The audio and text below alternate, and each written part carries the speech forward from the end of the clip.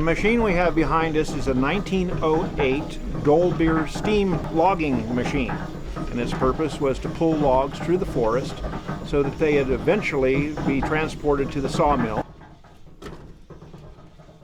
This steam engine operates essentially by a wood fire boiling a steep kettle full of water, creating steam. It carries a variety of whistles on it, but back in the day, really, it only had one whistle for purposes of communication within the forest.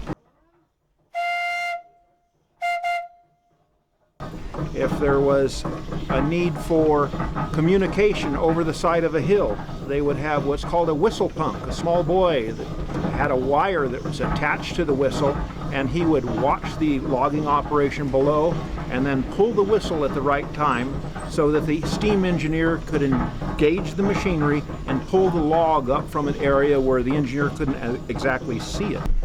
So what we will be doing is a demonstration of how this machine actually moved logs through the forest. Essentially, the loggers would drop the trees and this machine would roll the logs into two-pole chutes, which is basically a road through the woods. They would drag these logs through the woods, eventually dumping them into Shaver Lake. It would be gathered up by the steamboat, the Michigan, transported over to the sawmill. The sawmill would then cut them into boards. The boards would then be dried, and after a period of time, when they had sufficient buoyancy, they would kick them into the flume.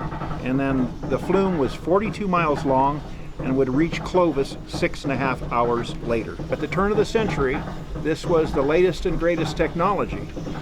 And so for 108 years old, it's a pretty fascinating machine.